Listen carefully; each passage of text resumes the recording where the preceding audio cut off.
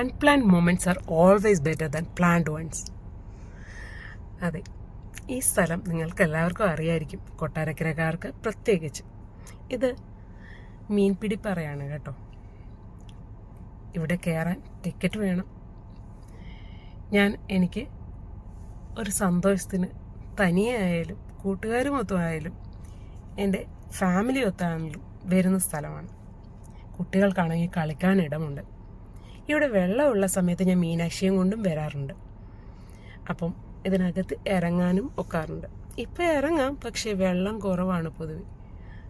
Amoebic മസ്തിഷ്കജ്വരം അങ്ങനെയൊക്കെ നിലനിൽക്കുന്ന സാഹചര്യത്തിൽ വെള്ളമില്ലാതെ ഒഴുക്കില്ലാതെ കൊണ്ടുവരുന്നത് അപകടമാണ് എന്ന് തോന്നൽ കൊണ്ടാണ് ഞാൻ കൊണ്ടുവരാത്തത്. അപ്പം അതാ പോകുന്ന വഴി, ആ പാലം വഴി കയറിയാണ് അങ്ങേ സൈഡിലേക്ക് പോകുന്നത്. ഇവിടെ തന്നെ വലതുഭാഗത്ത് കുട്ടികൾക്ക് കളിക്കാനുള്ള ഇടമുണ്ട്. കളിക്കാൻ കയറുന്നതിനും പൈസ കൊടുക്കണം എന്നാണ് എൻ്റെ അറിവ്.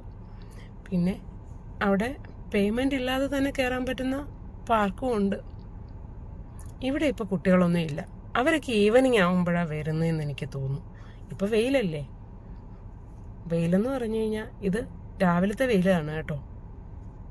ഇവിടെ പേഴ്സൊക്കെ ഉണ്ട്, പക്ഷേ പേഴ്സ് അല്ലാത്തവരും ഇവിടെ വരാറുണ്ട്. ഞാനിന്ന് രാവിലെ വന്നപ്പോഴേ ഹാപ്പി വുമൻസ് ഡേ പറഞ്ഞ് കുറച്ച് ചേച്ചിമാർ എന്നോട് ഓപ്പോസിറ്റ് നടന്നുപോയി. ഞാൻ ഇവിടെ വന്നതെന്ന് പറഞ്ഞാൽ ചെറിയൊരു ഷൂട്ട് ചെയ്യണം എന്നൊരാഗ്രഹത്തിൽ വന്നതാണ്. കുറേ നാളായിട്ട് ഞാൻ പറയുന്നു. എന്തായാലും ഇവിടെ വന്ന് പരിചയപ്പെട്ടവരാണ് ഈ നിൽക്കുന്ന ആളുകളെല്ലാവരും. ഈ മനുഷ്യൻ വഴിയാണ് ഞാൻ വന്നത്. ഓജസ് നല്ലൊരു ഫോട്ടോഗ്രാഫറാണ്. തല തിരിഞ്ഞാന്നേ ഉള്ളൂ. ഓക്കെ, ഇവർ വെറുതെ ഷൂട്ട് ഓജസ് തന്നെ എടുത്ത് ബ്രൈഡ് ടു ബീയുടെ. അപ്പോൾ ഇവർ കേക്ക് കട്ട് ചെയ്യാനായിട്ട് എല്ലാം റെഡിയാക്കുകയാണ്. ഭയങ്കര സർപ്രൈസായിട്ട് ചെയ്യുന്ന രീതിയിലാണ് ചെയ്യുന്നത്. ബട്ട് ഈ ബ്രൈഡിനെ എനിക്ക് ഭയങ്കര ഇഷ്ടപ്പെട്ടു. ഞാൻ നല്ല ഫ്രണ്ട്ലി ആയ കുട്ടിയായിട്ട് എന്തോ ഒരു കണക്ഷനുണ്ട് ഞങ്ങൾ തമ്മിൽ എന്ന് എനിക്ക് ഫീൽ ചെയ്യുന്ന രീതിയിൽ എനിക്ക് തോന്നിയ ഒരാൾ.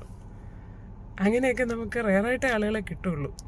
പിന്നെ ഈ കൂട്ടുകാർ ഇവരിപ്പം നോക്കുന്നത് ബ്രൈഡ് ടു ബിയുടെ ബിയും ഡിയും ഒക്കെ എങ്ങനെ തിരിച്ച് മറിച്ചൊക്കെ വെച്ച് നോക്കുന്നത്, അതെങ്ങനെ പിടിക്കാമെന്നുള്ളതാണ്. ഇങ്ങനെയുള്ള കൂട്ടുകാരുള്ളതും അടിപൊളിയാണ് കേട്ടോ.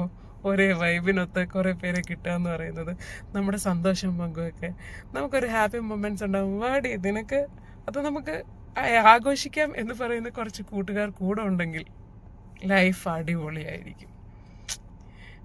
എനിവേ, ഈ ഒരു നമ്മുടെ ബ്രൈഡിന് ഞാൻ എല്ലാവിധ ഭാവുകങ്ങളും നേരുന്നു.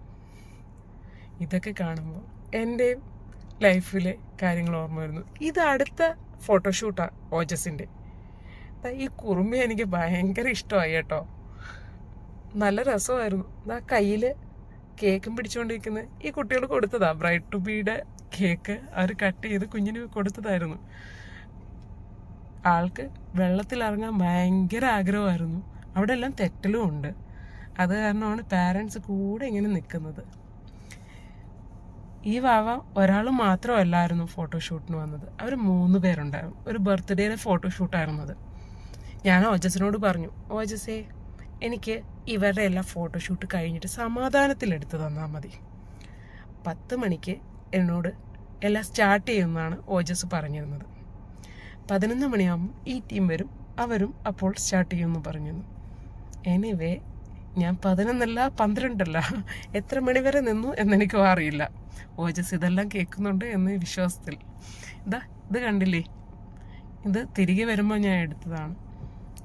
ഇവിടെ ഒരു മീനിൻ്റെ ചെറിയൊരു സ്കൾപ്ചറും വെച്ചിട്ടുണ്ട്. ഇവിടെയൊക്കെ വെള്ളം ഇപ്പോൾ കുറവാണ് പൊതുവെ. വന്നിരിക്കാൻ ഇവിടെ വളരെ രസമാണ് കേട്ടോ. ഈ വീഡിയോ പതിയെ ഞാൻ പുറത്തിടാം, ഇപ്പം ഇല്ല.